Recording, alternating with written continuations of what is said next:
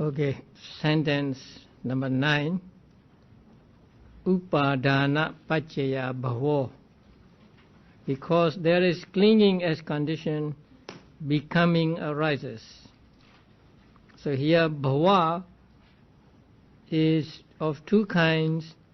The first one is kama bhava and the second one is upapatti bhava. So kama bhava means chetana and covetousness, etc., concomitant with it. Actually, kama bhava means kama, both wholesome and unwholesome, and upapatti bhava means rebirth. So what is rebirth? Rebirth is the arising of resultant mental aggregates and also the arising of material properties born of karma or caused by karma. So both kinds of bhava are applicable here in sentence number 9. So upadana is a condition for karma bhava. Because there is upadana, there is clinging, we do acts of wholesome or unwholesome, and so upadana is a condition for becoming bhava. And also upadana is a condition for upapatti bhava. So upapatti bhava means a rebirth. When there is clinging, there is the action, and when there is action, there is the reaction as the rebirth, and so upadana, or clinging, is a condition also for upapatti bhava. But in number 10, bhava paccaya jati, because there is becoming as condition, birth arises. So here bhava means kama bhava only, and not upapatti bhava. That is because upapatti bhava is the same as jati here. Jati is birth, upapatti is also birth. So since upapatti bhava is jati, jati cannot be conditioned for jati. So here by bhava we mean only karma bhava, or just karma process. So karma process is a condition for jati, or just karma is a condition for jati. So condition here means producing cause, because karma gives results both at the moment of rebirth and also during life. Jati paccaya jara maranam. Because there is birth as condition, aging and death arise. So aging and death is conditioned by birth. Birth is a basis for aging and death. So long as there is rebirth, so long as there is the existence, there is aging and death. So aging and death are conditioned by birth. And then birth is a condition for sorrow, lamentation, bodily pain, mental pain, and burning in the mind. Now, why are they separated? Aging and death as one group, and sorrow and others as another group. They are separated because the first group, aging and death, is the inevitable result of birth. Whenever there is birth, there are aging and death. So once you have birth, you cannot avoid aging or getting old and death. So they are the unavoidable results of birth. But sorrow, lamentation, and so on may or may not arise for a being. For example, those who are born as Brahmas, they do not have sorrow, they do not have lamentation, bodily pain, mental pain, also they do not have burning in the mind, they do not have. So they may not have sorrow, lamentation, and so on in the world of Brahmas. So these are the incidental results or consequences of birth. That is why they are separated. But for us, for human beings, I think there can always be sorrow, lamentation, bodily pain, mental pain, and burning in the mind. Thus there is the arising of this whole mass of suffering. So this arising of whole mass of suffering means arising of suffering not mixed with any pleasantness or happiness, and it is the arising of suffering and not of a being or not of happiness and so on. The Pali word kevalasa, kevala means whole, or it can mean not mixed with other things.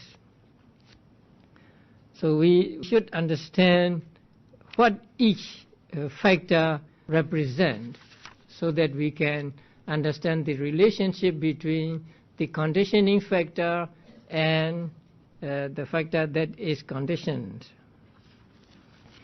And in order to understand what is represented by each factor, you have to be familiar with past chapters, especially the first chapter and the second chapter.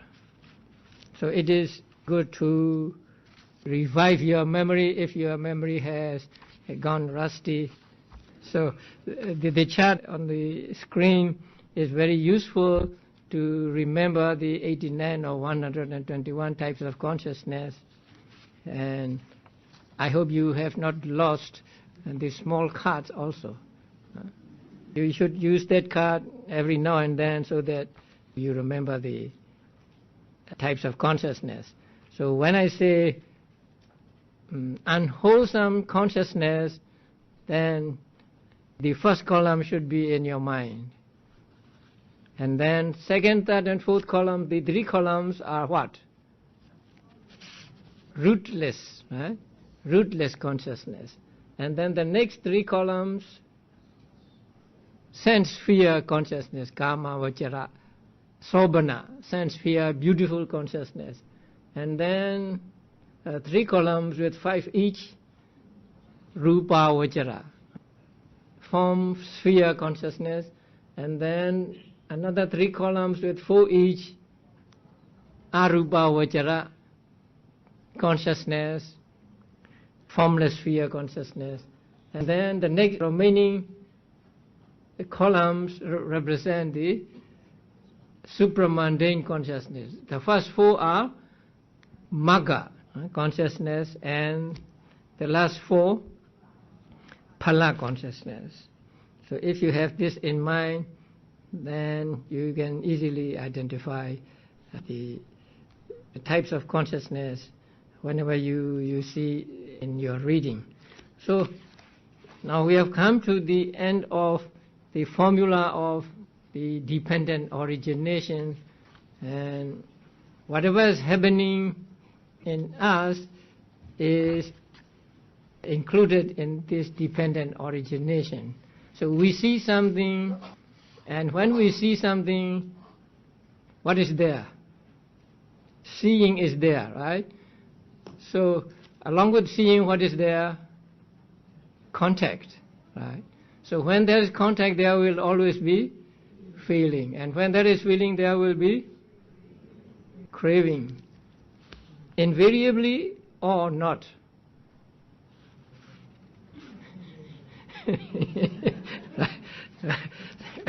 So we'll come to that later. So after understanding the representations of the different factors, there are some more things to know about the formula of dependent origination. They are given in the manual, so please turn to page 299. It should be understood that there are 3 periods, so that we must understand: 12 factors, 20 modes, 3 connections, 4 groups, 3 rounds, and 2 roots. So have the formula handy with you.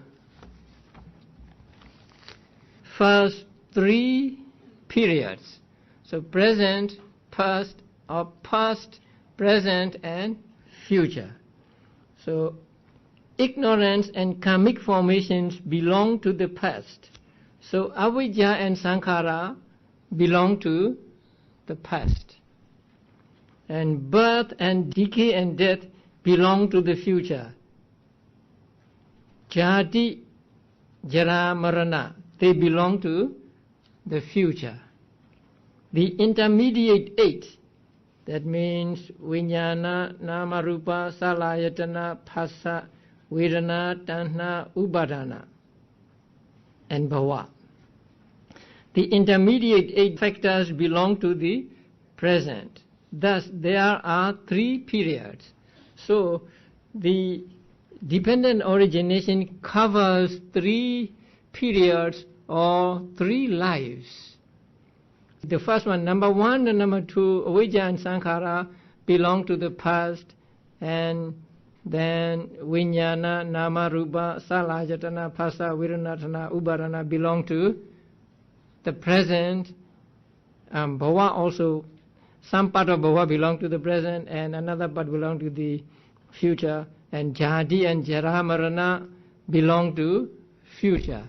So the paticca samuppada or dependent origination covers 3 lives, but it does not mean that you have to go through 3 lives to experience all 12 factors. Now please do not misunderstand this. Although paticca samuppada covers 3 lives, you don't have to go through 3 lives to experience all 12 factors. In this very life you experience all these 12 factors. Don't you have ignorance? And don't you do wholesome karma or unwholesome karma? And don't you have consciousness and so on? So in this very life you experience all those 12 factors. But the ignorance and karma are said to belong to the past because we take this life as present. So when we take this life as present, then what causes this life must be in the past. So avidya and sankhara, ignorance and mental formations, are said to belong to the past time. But this does not mean that we don't experience these 2 at all in this present life. Whatever ignorance and karma formations we have or we do here will become past when the future becomes present.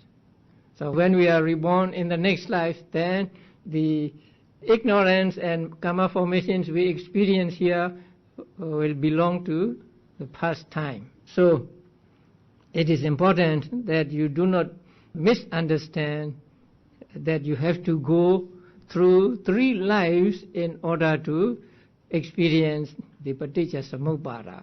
And the Venerable Buddhaghosa, who explained the dependent origination in detail, never said that you have to go through 3 lives in order to experience all these. What he said was just like this manual, that there are 3 periods in this doctrine of paticca samuppada. So the jati, jara, marana is said to belong to the future right here. But didn't we have jati? Since we have jati, we are now experiencing jara, and then we will experience marana at the end of the life. So we will experience them in this very life. But when we acquire what is called karma bhava, that means actually karma, then this karma will produce future aggregates and future results. So the future results are in the form of rebirth and aging and death and so they are said to belong to the future time. So all these 12 factors we experience in this very life. And 12 factors, they are easy to understand. 12 factors are just avijja, 1, sankhara, 2, vijnana, 3, namarupa, 4, salayatana, 5, phassa, 6, vedana, 7, tanha, 8, upadana, 9, bhava, 10, jati, 11, and jara and marana are taken as one. Jara, marana, 12. So these 12 are called 12 factors. These are the 12 factors which a bodhisattva contemplated on, or bodhisattva practiced vipassana on the eve of his enlightenment. And then 4 groups. Now, by taking ignorance and karmic formations, craving, clinging, and existence are also taken. Likewise, by taking craving, clinging, and existence, ignorance and karmic formations are also taken. By taking birth and decay and death, the 5 effects, consciousness and so on, are also taken. Now, in order to understand this, first we have to understand the 3 rounds. So let us go to the 3 rounds at the bottom of the page 300 or on page 301. Now the 3 rounds. Number 1, ignorance, craving and clinging belong to the round of defilements. They are called rounds because they go round and round, because there is the clinging of defilements, there is the karmic existence, or there is karma, and because there is karma there is results, and so they go on and on like this. So they are called rounds. So number 1, ignorance, craving and clinging belong to the round of defilements. So they are called round of defilements. And number 2, one part of existence known as karmic existence, that means karma bhava, and karmic formations, sankhara, belong to the round of karma. They are karma, so they belong to the round of karma. And one part of existence known as rebirth existence, that is upapati bhava, and the rest belong to the round of results. So we must understand these 3 in order to understand the 4 groups. So in the handouts, you turn to the next page. Factors and 3 vattas. In Pali, they are called vattas. So avijja and sankhara, they belong to past, vijnana, nama, rupa, salajatana, phassa, vedana, they are present. And tanha, upadana, kama bhava, they are present. And upapati bhava, jati, jara, marana, they are future. So avijja belongs to kilesa vata, round of defilement. So ignorance belongs to round of defilement, and karma formations belong to round of karma. And then consciousness, mind and matter, 6 spaces, contact and feeling belong to vipaka vada, round of results. And tanha belongs to round of defilements, kilesa vada. Upadana belongs to, again, kilesa vada, round of defilements. And kama bhava belongs to kama vada, round of karma. And then upapati bhava belongs to vipaka vata, round of results.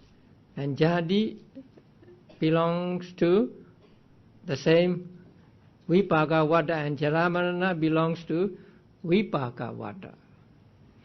So looking at this page, how many past causes do you see? avijja and sankhara, two past causes. Now the manual explains that by taking ignorance and karmic formations, craving, clinging, and existence are also taken. That means if you take one belonging to a certain vata, you have to take the others also that belong to that vata.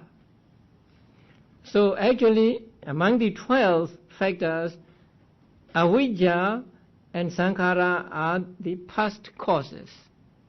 But when you take avijja, you also take tanha and upadana, because they belong to the same round. So in order to see clearly, the kilesa vata are printed in capital letters. So when you take the capital letter, you take the other capital letters also. So when you take avijja, you also take tanha and upadana, because they belong to the same round. So when you take avijja, you take tanha and upadana, and when you take sankhara, you also take kama bhava. So there are altogether how many causes in the past? 5, right? Avijja, sankhara, tanha, upadana, kama bhava. So there are 5 causes in the past. And then present results, they are as stated there, vijnana, namarupa, salajatana, phassa, vedana.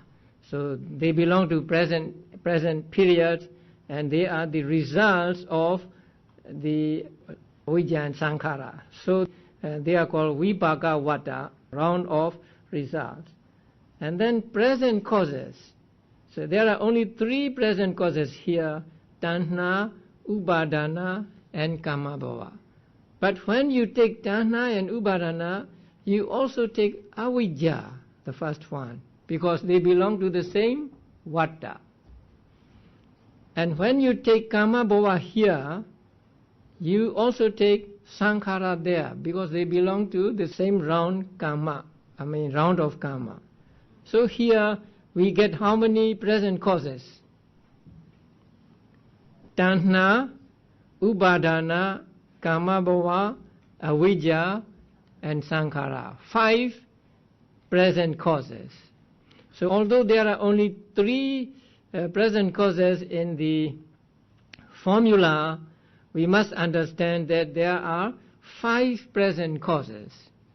Because when you take tanha and upadana, you must also take avijja, because they belong to the same round. And when you take kama bhava, you must also take sankhara, which belongs to the same round. So there are 5 present causes, namely tanha, upadana, kama bhava, avijja, and sankhara. Now future results. Upapatti bhava, jati, marana. Now it is said that jati, jara, marana is the same as vijnana, namarupa, salayatana, phassa, vedana. So when we say jati, jara, marana, we mean just 5, beginning with vijnana. So there are 5 future results, namely vijnana, namarupa, salayatana, phassa, vedana. Because jati and jara marana are the same as vijnana and others. So we have 5 past causes, 5 present results, 5 present causes, and 5 future results. The 4 groups means these 4 groups. Past cause 1 group, present result 1 group, present cause 1 group, future result 1 group. So we have 4 groups. And since there are 5 in each of the groups, when we add them up together, we get 20. So there are 20 modes. They are called modes, and the 20 modes. And then there are 3 connections and 4 groups. 3 connections. Between past cause and present results, there is 1 connection. And between present results and present causes, another connection, and between present causes and future results, another connection. So there are 3 connections between first causes and present effects,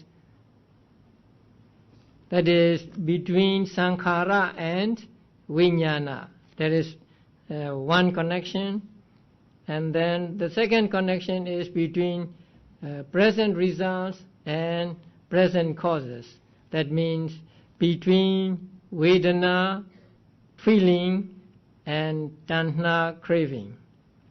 And then third connection is between present causes and future effects, that is between bhava or existence and rebirth or jati. So there are 3 connections. So 3 connections and 3 rounds, and 3 rounds are round of defilements, round of karma, and round of results. Round of defilements are avijja, tanha, and upadana. And round of karma are sankhara and kama bhava. And round of results are vijnana, namarupa, salayatana, phassa, vedana, and upapati bhava, jadi, jara, marana. And then 2 roots, ignorance and craving, should be understood as the 2 roots. The 2 roots of dependent origination are avijja and tanha. So for the first part, avijja is the root, and for the second part, tanha is the root. So they are called 2 roots of existence, or 2 roots of paticca samuppada, or dependent origination. So ignorance is called the root from the past extending into the present, which reaches its culmination in feeling. So until feeling, it is the root. Craving is called the root from the present extending into the future, because tanha is that we experience here, which reaches its culmination in the last one, decay and death, or jara marana. Now this is the dependent origination in due order, or in regular order. And in the discourses and also in the Abhidhamma, the reverse, or the cessation, is also taught. Here the original author of the manual did not give us the formula for the cessation, but he just said in a verse, it is on page 302, the section 10, by the destruction of these roots, the round ceases. He said just that. So that means we must understand the cessation formula also. The cessation formula runs something like this: with the total cessation of ignorance, there is the cessation of karma formations. With the total cessation of karma formations, there is the cessation of consciousness. With the total cessation of consciousness, there is the cessation of mind and matter, and so on. So in this way, there is the cessation of this mess of suffering.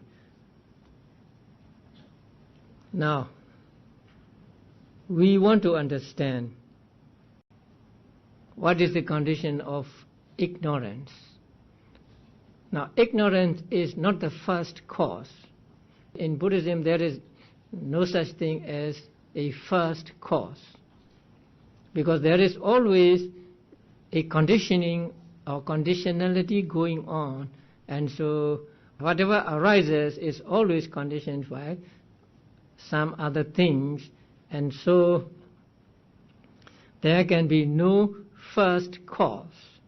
Although there is no first cause, this dependent origination begins with avijja or ignorance. So we may think that avijja is the first cause of, say, beings or something like that, but that is not true. So Buddha said that the first cause cannot be known or cannot be understood. We cannot say that up to this time there was no ignorance, and then from this time on there has been ignorance. We cannot say it like that. So there can be no first cause, so long as we accept this conditionality of things. So however far back we go, we will always be going, and we will not come to the end of our search. So there can be no first cause. So avijja is not the first cause here. So what is the condition for avijja? Now here in the manual it is said, with the arising of the taints or asavas in those who are constantly oppressed by infatuation with decay and death, ignorance again occurs.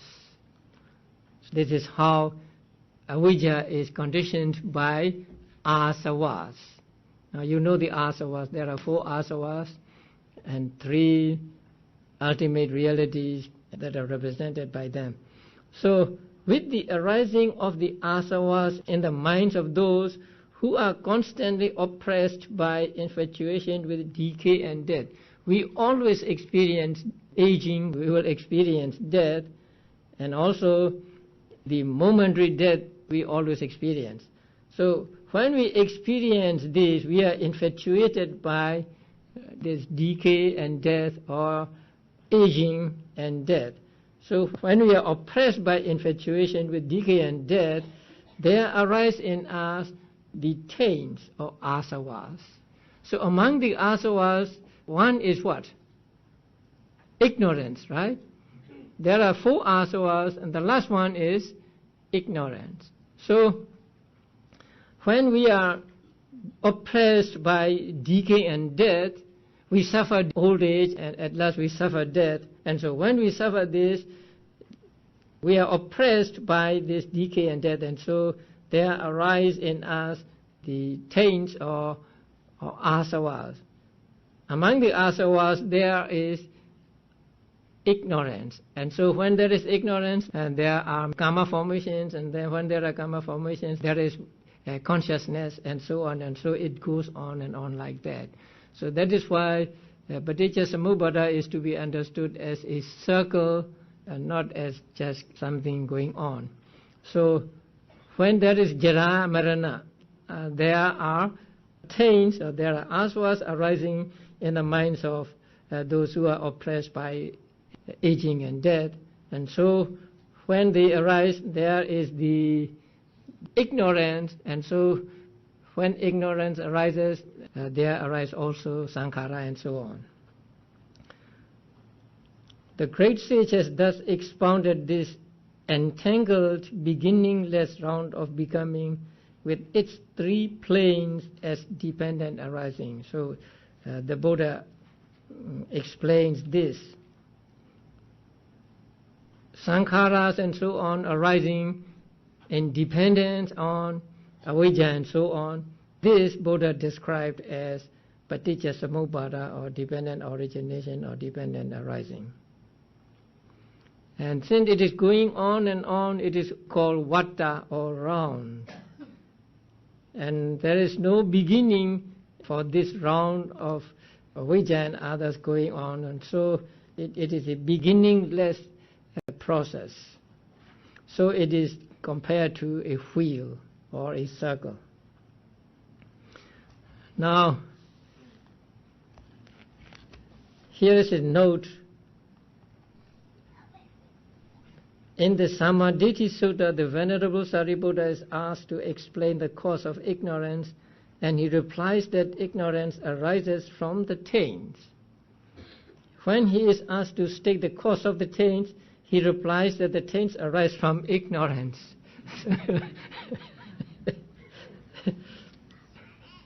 Since the fundamental of the taints is the taint of ignorance, so among the taints, the fundamental taint is ignorance.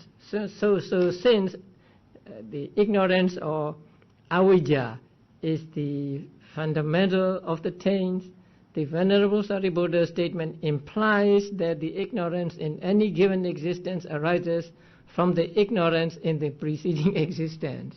So ignorance in this life arises from the ignorance in the preceding existence. This in effect establishes the round of becoming as beginningless, since any instance of ignorance always depends on a preceding life in which ignorance was present, entailing an infinite regression. So the explanation given by Venerable Sariputta and actually given by Bhikkhu Bodhi.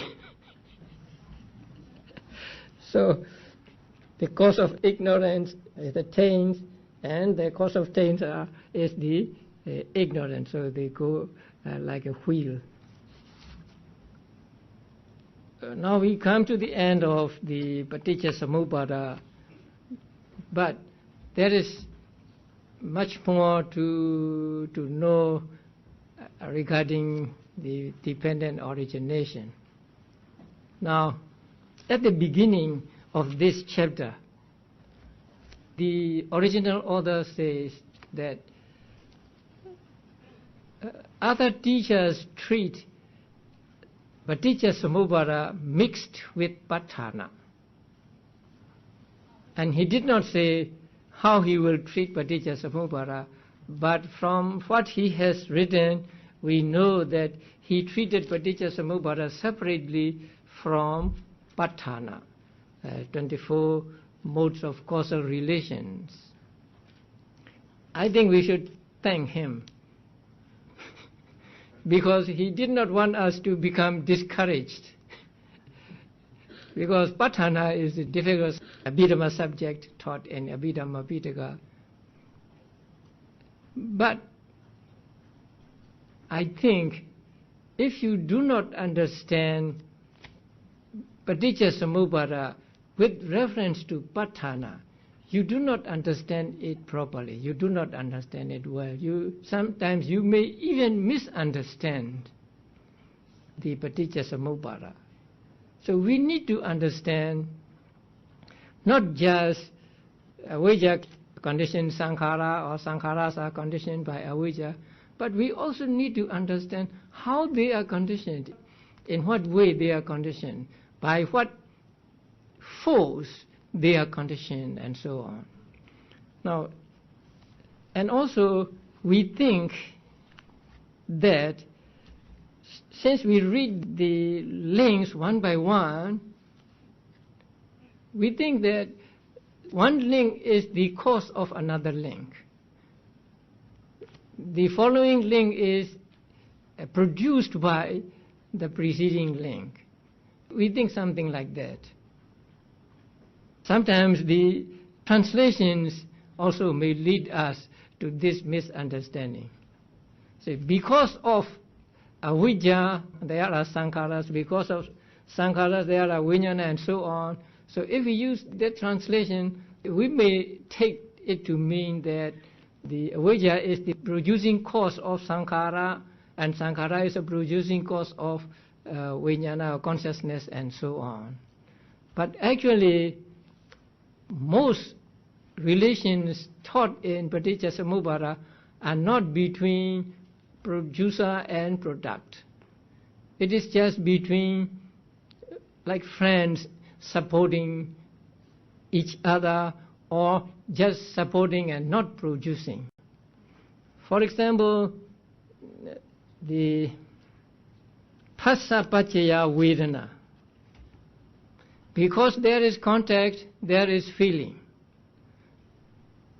Do you think that feeling is produced by contact? Actually, contact and feeling arise at the same time. Although they arise at the same time, one is called a condition and the other is called something that is conditioned. So to understand that, we must understand the dependent origination with reference to patthana. When we understand patthana will not actually explain the links in paticca-samuppada, but when we have the knowledge of patthana, we understand that this relationship is not between producer and product, but between friends supporting or something like that. So only when we understand that we understand paticca-samuppada correctly. But since patthana is a difficult subject, and many, even others, are not familiar enough with patthana, they do not touch upon patthana when they write about dependent origination. As far as I am aware, there was only one author who treated paticca-samuppada with reference to patthana also. And he was the German Buddhist monk, the Venerable Ñāṇatiloka. So Ñāṇatiloka was the teacher of Ñāṇaponika, again a German Buddhist monk. And Ñāṇaponika was I think your teacher, your mentor, you said mentor, mentor of Bhikkhu Bodhi. So Venerable Ñāṇatiloka was the only Western author who explained paticca-samuppada with reference to patthana. But his article, say now it is published as a book, small book, it is so technical that I don't think people will understand that book. It's very precise and also concise and give the correct explanation with reference to patthana. But it's so technical, so it may be difficult to understand. But if you can find that book, I think you should read that book. So, next thing we will study is the 24 modes of relations. And after going through the 24 modes of relations, we will come back to dependent origination and try our knowledge of patthana with dependent origination for, say, 2 or 3 sentences, because I cannot go in detail all the factors in dependent origination. But in the handouts, I have given that in detail, following the explanation given in Visuddhimagga. But again, it may be too technical for those who are not initiated to understand. So we will study the 24 conditions, and then we will come back to the dependent origination. Okay, there are 2 questions here.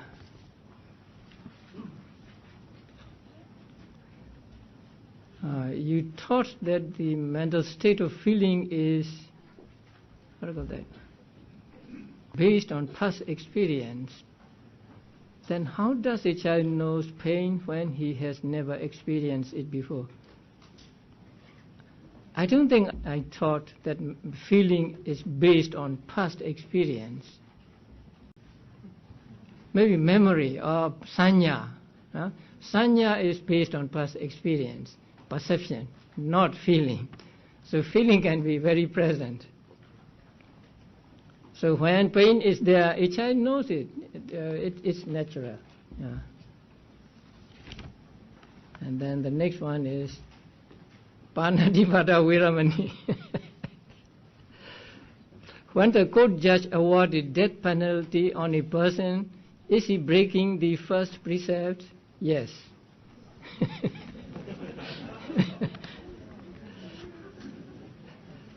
Because that person is a human being, right, who is sentenced to death.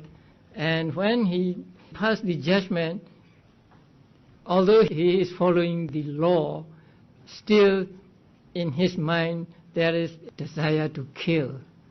So he cannot get away from this. So he is breaking the first precept. How about the people who formulate the policy? The cabinet who passed the bill in parliament, the head of state who approves the policy, and the people who is responsible for carrying out the execution. Is this group of people breaking the first precept? I think they are. Because when they formulate the policy or when they lay down the rule, they have that desire in mind. It is called intent to kill, intent for the person to die. So the person has that thought in his mind, say when he make a rule or something. And also those who carry out the execution, so they also break the first precept. So the killing can be done by oneself, or it can be done by encouraging others or asking others to do the killing. So they also break the first precept.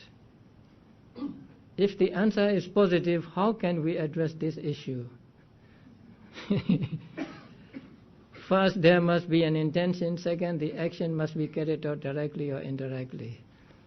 So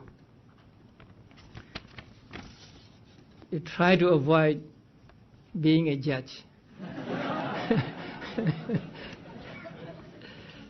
And there are people who ask me, they work at a factory where, say, bullets or these things are produced, and ask me whether that was right livelihood. So I say it cannot be right livelihood because you are making weapons to kill beings. But there is one thing that important is the intent. If your intention is for this thing to kill a person, or may beings be killed by this thing, then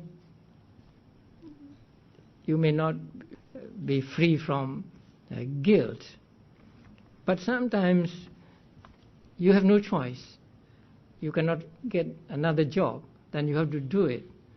So in that case, you can tell yourself, I'm just doing my duty because it is my livelihood, and so I have no intent to kill or something like that.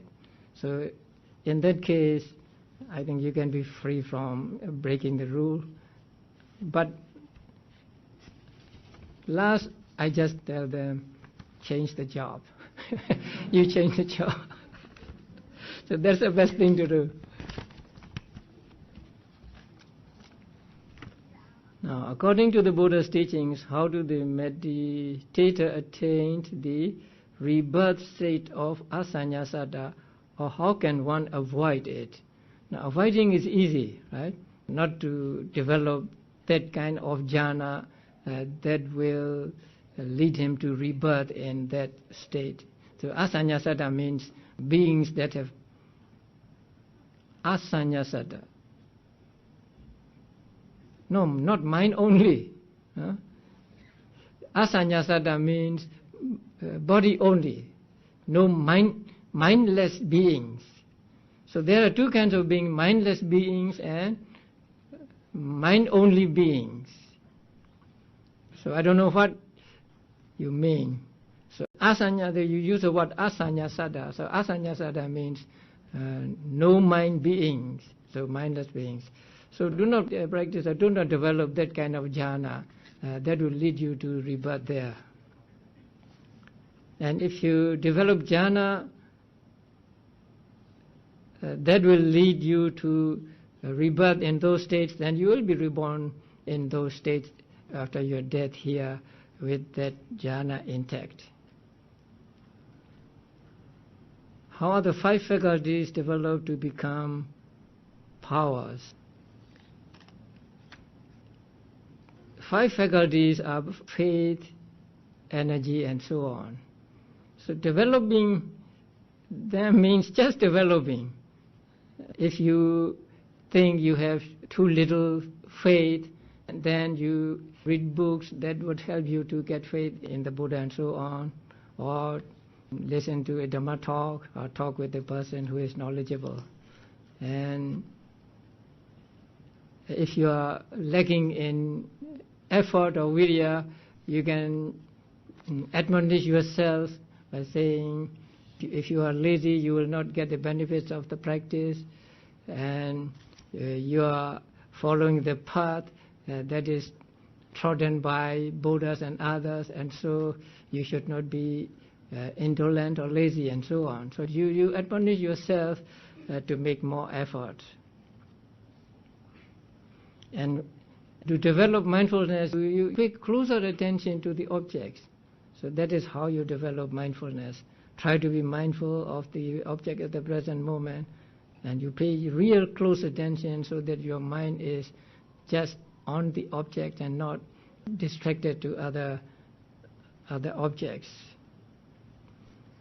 And if you want to develop samadhi, you develop mindfulness. So when your mindfulness becomes strong, then samadhi, you will gain samadhi. And once there is samadhi, the panya will arise. Understanding of the true nature of things will arise.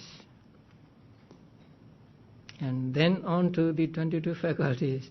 Among the 22 faculties, some are those that cannot be developed, like the eye faculty, ear faculty, and so on.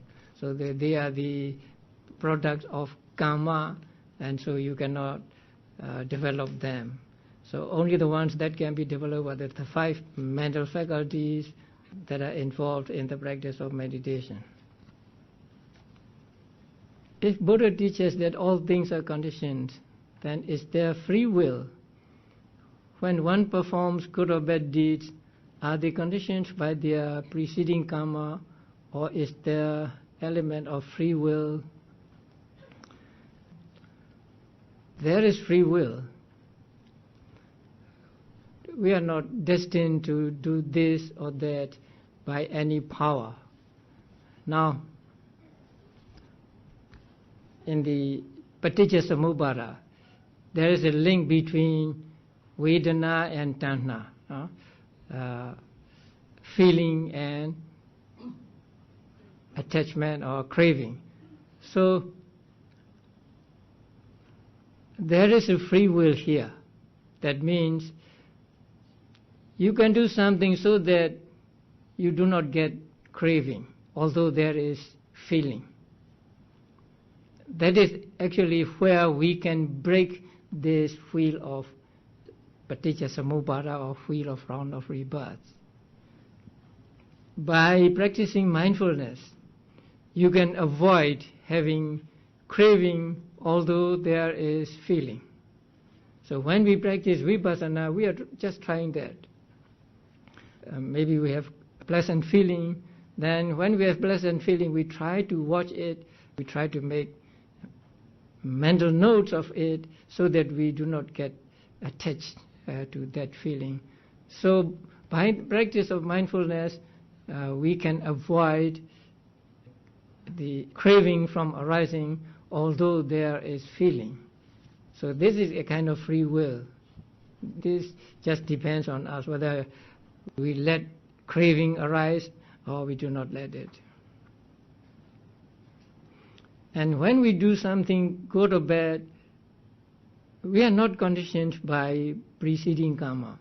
And our action here is the fresh karma we acquire in this life. And this fresh karma is not the result. It is the cause of the future results. If there is free will, where does it reside? Is it the same as self? Now, it is like asking, where does consciousness reside? So we cannot say that consciousness is stored here or there. But when the conditions come together, consciousness just arises. So it is like you strike a match and there is fire. So fire is not stored in the matchbox or in the matchsticks, but when you strike these two, the fire is produced. So in the same way, consciousness or mind arises when there are conditions for it to arise. So we cannot say where it resides or where it is stored. We can just say what it depends on. Like seeing consciousness depends on the eye, hearing consciousness depends on the ear, and so on. So that dependence we can say, but we cannot say where it resides. Is it the same as self? Self is one thing, and free will or desire is another. And self, according to the teachings of the Buddha, is a non-existent thing. A person remembers the wholesome deeds. At that time he experienced bliss, joy and happiness in his mind. It is said by some that the person is experiencing the fruit or result of his wholesome karma. It is not the fruit of his wholesome karma. It is just the remembering of his wholesome karma he did in the past.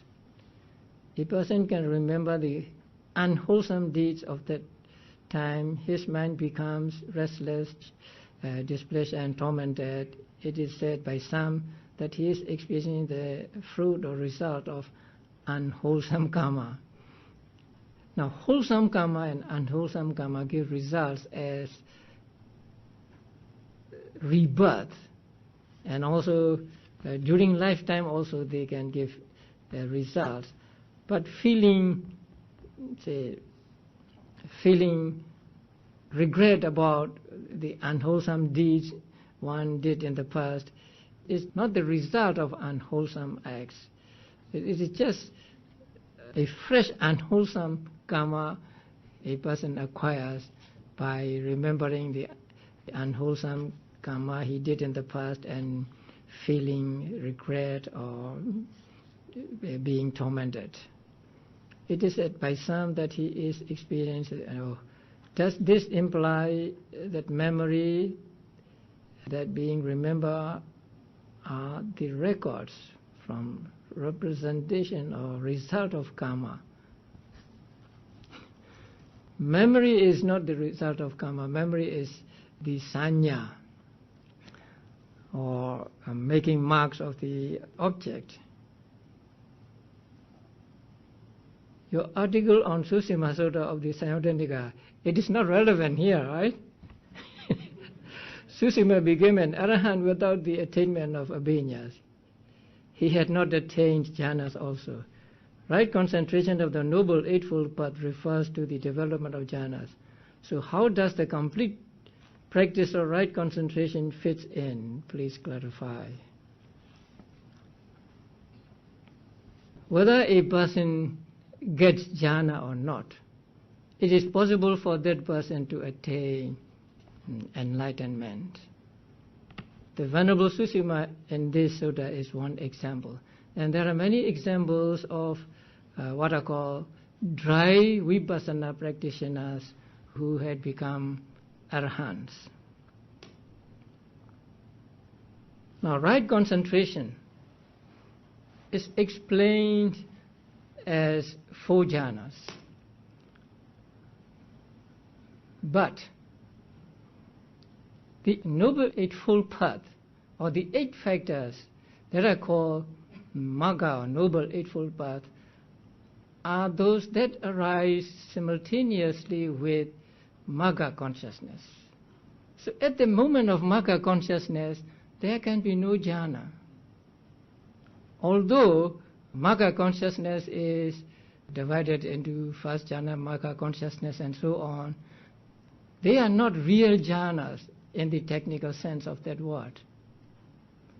A Magga consciousness resembles a jhana consciousness, and so it is called first jhana Magga consciousness, second jhana Magga consciousness, and so on. So the explanation given of right concentration consisting of the 4 jhanas is, I think, it's pertain to those who practice samatha meditation and then move on to vipassana meditation. But for those who do not practice samatha meditation but only vipassana, there can be no jhanas. But without jhanas, they are able to reach enlightenment. Is the absorption mind jhana the same as upadana, clinging? That is, clinging to object of meditation. Now, clinging is one thing and observing closely is another. Clinging is by attachment, or by craving, or by wrong view. So if you are attached to something, then you are clinging to it. Or if you take something to be permanent or to be a self, then you are clinging to it. But jhana is not clinging to the object, but mind being concentrated on the object. It is different from clinging. And jhana belongs to wholesome states, and clinging belongs to unwholesome states. And wholesome and unwholesome states cannot arise at the same time. So it is different. Sorry.